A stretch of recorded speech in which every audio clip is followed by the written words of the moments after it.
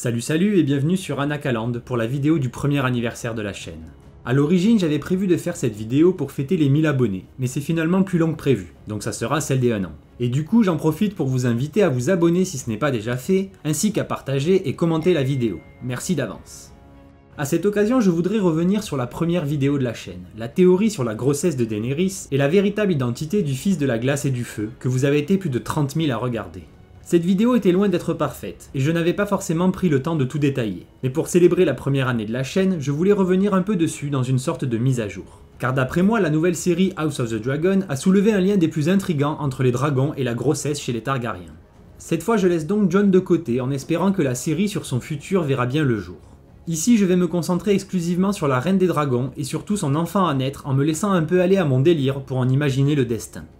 Avant de commencer, je voulais aussi vous inviter à me suivre sur les réseaux sociaux, et notamment Instagram, car le 3e concours de l'été ne va pas tarder à commencer. Vous pourrez y gagner une gravure sur bois du blason de la famille Targaryen. Alors venez nombreux.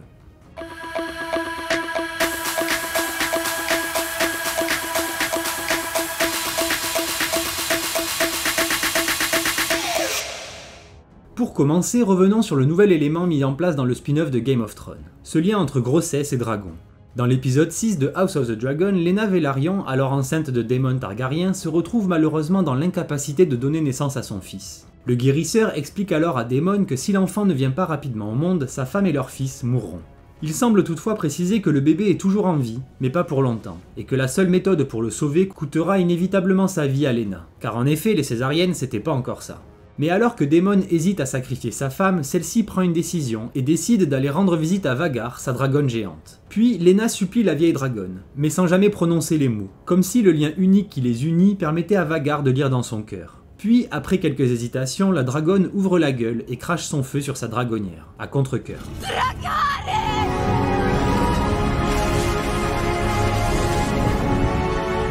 Et c'est à ce moment que dans ma review je me suis un peu emballé. J'étais convaincu que des cendres de Laena, un nouveau-né allait apparaître, tel un petit phénix. Mais non, malheureusement je me suis trompé. Mais avais-je vraiment tort? Car pour quelle raison Laena se serait sacrifiée en emportant son fils avec elle? Pour quelle raison n'a-t-elle pas laissé faire le guérisseur? Quitte à mourir, autant tenter de sauver la vie de son bébé, non? Qu'en pensez-vous?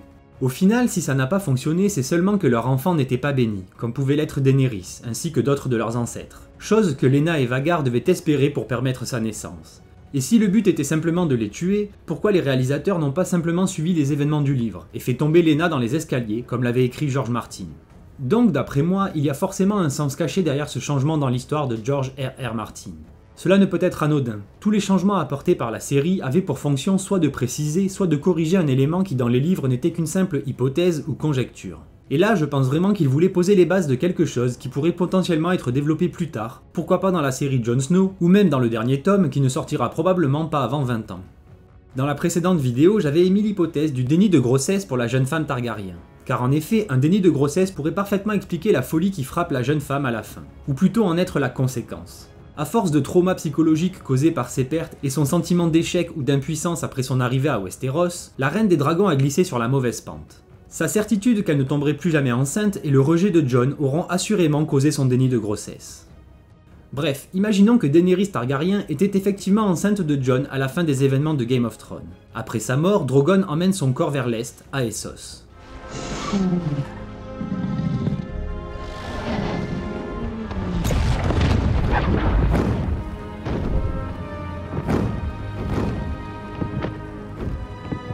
Et c'est ici que commence mon récit sur le destin de l'enfant.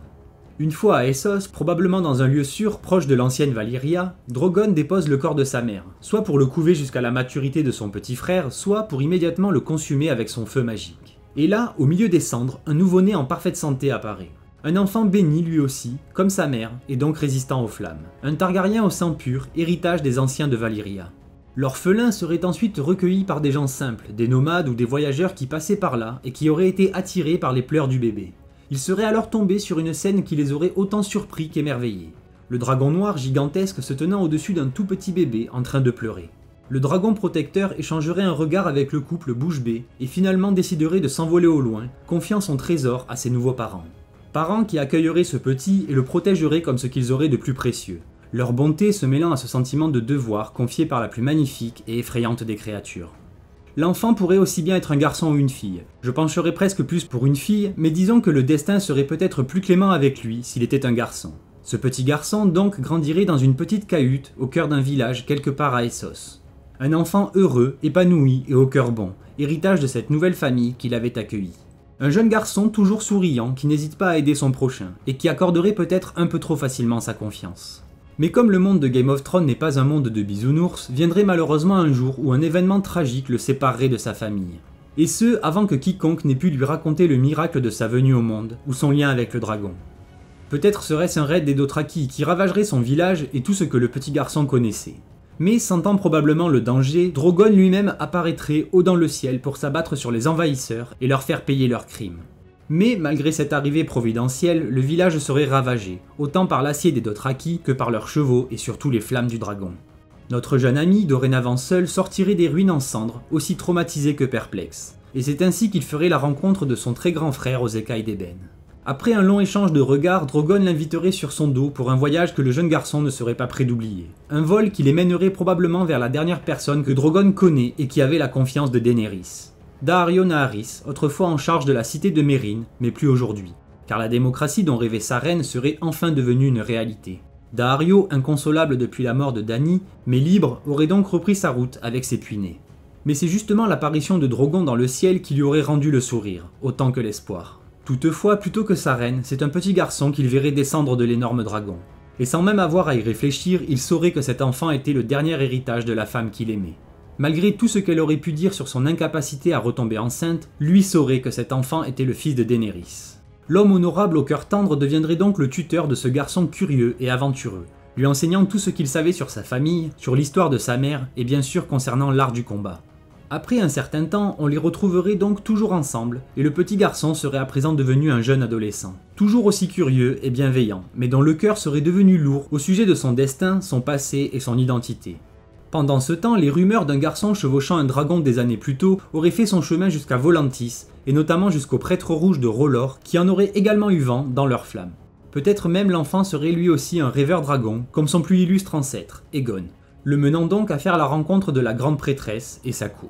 Avec le temps, ces fanatiques réussiraient à le convertir à leur foi, ou en tout cas à lui faire miroiter suffisamment de réponses sur son destin pour qu'il les rejoigne. Et comme toute secte religieuse qui fait bien son travail, le jeune homme deviendrait alors un fervent défenseur de leur religion.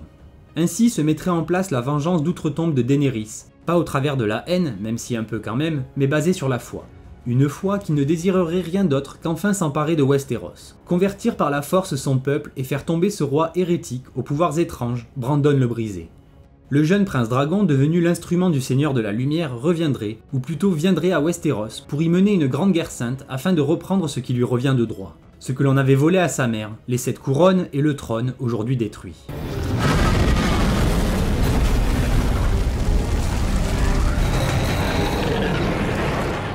Enfin, une fois cette guerre déclenchée, le nord de Sansa s'allierait sûrement au reste de Westeros. Mais qu'en serait-il de Jon? Participerait-il à la lutte, ou attendrait-il sagement dans le vrai nord que son fils vienne à sa rencontre? Il existe, dans ma tête, une version de l'histoire bien moins réjouissante, dans laquelle l'enfant serait recueilli tout petit par le culte, et donc endoctriné depuis toujours pour être le bras armé du Seigneur de la Lumière.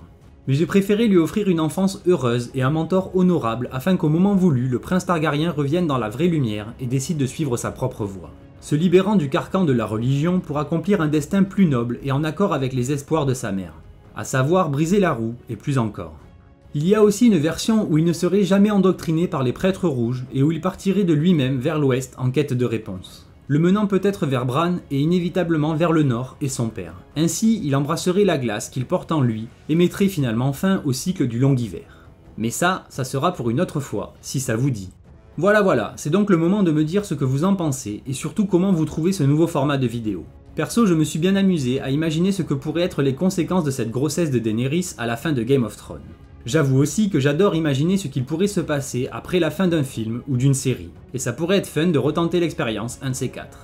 Comme toujours, je compte sur vous pour être respectueux et constructif dans vos commentaires que j'ai hâte de lire. Abonnez-vous pour ne pas manquer les prochaines vidéos de la chaîne, likez et partagez, et moi je vous dis à très vite sur Anakaland. Bye.